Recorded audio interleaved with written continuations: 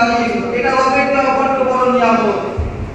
সমাজ উপস্থিতি প্রিয় ভাইরা, এজন্য যে মহানব আমাদেরকে সহজ করে দিয়েছেন যে আওয়ামী লীগ সরকার ইসলামী শরিয়া সবচাইতে বড় দুশমন ছিল, ইসলামের সবচাইতে বড় গাদ্দার ছিল, যারা ইসলাম থেকে ইসলামী মনোনয়নের মানুষের উপর অত্যাচার করতে জুলুম করতে তারা আজ নেই।